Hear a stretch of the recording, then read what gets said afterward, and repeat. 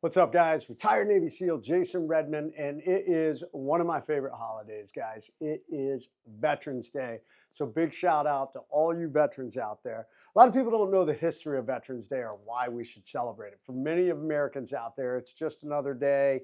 Some of you are celebrating, you're like, yes, it's a day off, and that's awesome. But understand what it came from, guys. Armistice Day actually came all the way back to World War I when it was known as Armistice Day, which is actually what I said. Instead, later it became Veterans Day, and it is a celebration of the service and sacrifice that made our nation great. But I will tell you, there's a story that I love to tell about Veterans Day. It's a true story. You can look this up. So back in 2005, when I was in Afghanistan, there was a social studies teacher from one of the southern states. I think it was Alabama or Louisiana, one of them states, one of the Annas. And Miss Martha Cothran was a social studies teacher. And one day, all her students came into the classroom and all the desks were gone. Not a desk in the classroom. And the students were like, Miss Cothran, what did you do to our desks? And she said, well, you can't have a desk until you can tell me the reason of what you did to earn the right to sit in that desk. So the students came in and they sat down on the floor. And as the day went on, students would come up with ideas on, well, maybe our grades gave us the right to sit at the desk. And Ms. Cothran said, no. And the students said, well, maybe it's our good behavior that gives us the right to sit at a desk. And so the students said, no. And one of the smart little kids said, well, maybe it's my parents. My parents gave me the right to sit at those desks. And Ms. Cothran said, no. And the day went on, guys. The day went on. And of course, there is a buzz going about because how dare a teacher take the desks from these poor kids who should be at school to learn. And news crews started to hear about this, and they were showing up in the afternoon to film this crazy teacher who had taken all the desks from the children. It's finally close to the end of the day, 2:45, I think 3 o'clock's the end of the day. Ms. Cothran said, I'm now going to tell you what you've done to earn the right to sit at these desks. And she walked over to the door and opened it.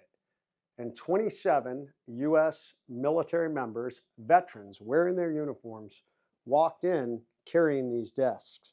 I mean, they began setting them up row by row by row in the classroom until they were finally complete and all the desks were in the room.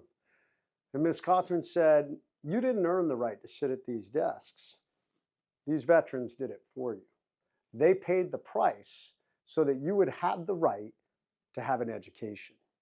She then went on to say, it's up to you to sit in these desks, to earn the right, to earn this amazing opportunity that we have in this country to get an education, to make an impact. She then went on to say, it is the soldier, not the minister, who gave you freedom of religion.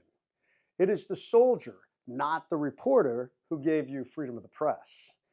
It is the soldier, not the poet, who gave you freedom of speech. It is the soldier, not the politician, who gave you the right to vote. Guys, I tell you what, man, I have been all over the world. I have seen some of the best and worst that humanity has to offer, repressed, oppressed, violence. No matter what you want to believe about this country, it is an amazing place. For those who have never been abroad, you've never been to a third world country, you haven't seen some of the hardship that exists that's out there, like in Afghanistan, where little girls would never have been able to sit at that desk because they were a little girl, where little girls literally had their noses and ears cut off just because they wanted an education. Or in other areas of the world, like third world China, third world communist China, or in North Korea, and places where you're not allowed to go after your dreams. You're not allowed to get an education. Instead, you're told what you're going to do. We don't have that here, guys.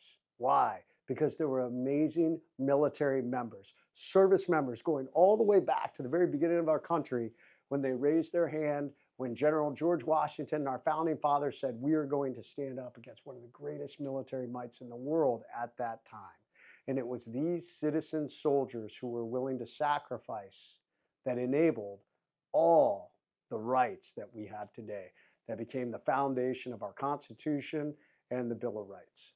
So guys, today on this Veterans Day, I want you to understand that that beautiful flag we have, this holiday called Veterans Day, it came with a price. It came with a price that myself and so many other veterans were willing to fight for.